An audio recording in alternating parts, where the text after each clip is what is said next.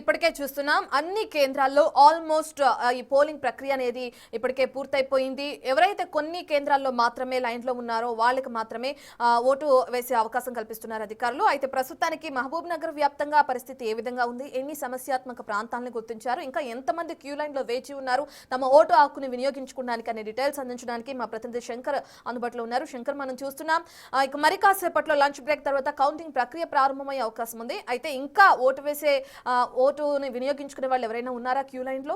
ఎంత శాతం ఓటు అనేది నమోదైంది, ఎంత పర్సెంటేజ్ నమోదైంది, దానికి సంబంధించిన డీటెయిల్స్ ఏ విధంగా ఉన్నాయి? ఎస్ రత్న, ఉమ్మడి పాలమూరు జిల్లా వ్యాప్తంగా 27 మండలాల్లో జరిగినటువంటి స్థానిక సంస్థల 3వ విడత ఎన్నికలకు సంబంధించి పూర్తిగా పోలింగ్ ప్రక్రియ అంతా కూడా కంప్లీట్ అయ్యి దాదాపు హాఫ్ అన్ అవర్ గా వస్తుంది. మనం ప్రజెంట్ కొన్ని సెంటర్లో చూస్తే క్లియర్ కట్ గా చూడొచ్చు.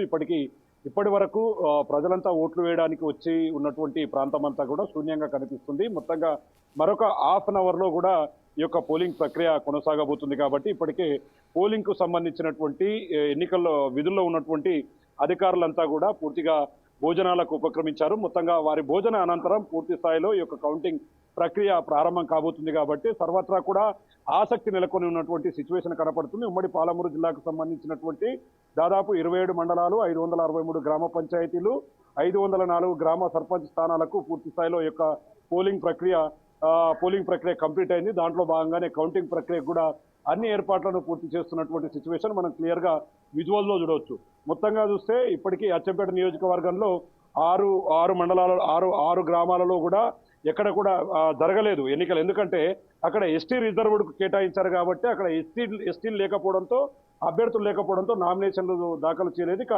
మనం చూస్తున్నాము ఇదంతా కూడా క్లియర్ గా పూర్తి స్థాయిలో దగ్గరుండి అధికారులు ఎలాంటి ఇబ్బందులు రాకుండా చూస్తున్నటువంటి పరిస్థితి కనిపిస్తుంది. మొదటగా దీనికి సంబంధించి అంటే వార్డులకు సంబంధించినటువంటి ప్రక్రియ కొనసాగుతుంది. వార్డుకు సంబంధించినటువంటి ప్రక్రియ ఓట్ల లెక్కింపు ప్రక్రియ కొనసాగుతుంది. ఆ తర్వాత సర్పంచ్ ఎన్నికలకు సంబంధించినటువంటి ప్రక్రియ కొనసాగబోతుంది. మొత్తంగా పోలింగ్ కేంద్రాల దగ్గర 163 బిఎన్ఎస్ 163 అమల్లో ఉంటుంది. కాబట్టి ఎవరైనా సరే కౌంటింగ్ ప్రక్రియకు అడ్డుపడ్డా సరే, కౌంటింగ్ ప్రక్రియలో ఇబ్బందులు తలెత్తినా సరే వారి మీద చట్టపరమైనటువంటి కేసులు నమోదు చేస్తామని చెప్పి కూడా ఇప్పటికే జిల్లా ఎస్పీ జానకి చెప్పినటువంటి సిచ్యువేషన్ కనపడ్డది. ఇక ముఖ్యంగా తర్వాత సర్పంచ్కు సంబంధించినటువంటి ఓట్ల లెక్కింపు ప్రక్రియ ప్రారంభం కాబోతుంది. దానికి సంబంధించినటువంటి ఏర్పాట్లన్నీ కూడా అధికారులు దగ్గరుండి చూస్తున్నటువంటి సిచ్యువేషన్ కనపడుతుంది. ఇక ముఖ్యంగా ఉమ్మడి జిల్లాకు సంబంధించి దాదాపు 7 గ్రామాల్లో ఎన్నికలు జరగలేదు. అక్కడ అమరాబాద్ మండలానికి సంబంధించి 6 గ్రామాలు, చారకొండ మండలంలో ఎర్రవల్లి గ్రామంలో దిండి ప్రాజెక్టుకు సంబంధించినటువంటి దాంట్లో తమ గ్రామం ముప్పు గురి అవుతుంది. కాబట్టి ఎర్రవల్లి గ్రామస్తులంతా కూడా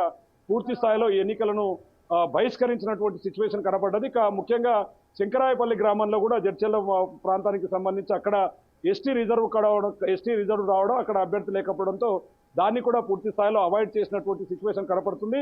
మొత్తంగా ఉమ్మడి పాలమూరు జిల్లా వ్యాప్తంగా 3వ విడతలో మాత్రం ఎక్కడ ఎలాంటి అవాంఛనీయ సంఘటనలు జరగలేదు. అమరాబాద్ మండలంలో మాత్రం కొన్ని సెంటర్లలో మొత్తంగా రూములు సరిపోకపోవడంతో టెంట్లు వేసి పోలింగ్ నిర్వహించినటువంటి పరిస్థితి కనిపించింది. మరి రాబోయే మరికొద్ది గంటల్లో 504 గ్రామ పంచాయతీలకు గాను ఎవరు సర్పంచ్ పీఠాన్ని దక్కించుకోబోతున్నారు, ఎవరు ఇంటికి పరిమితం కాబోతున్నారు అనేది మాత్రం సర్వత్రా ఆసక్తిని రేకెత్తిస్తున్నటువంటి సిచ్యువేషన్ కనపడుతుంది.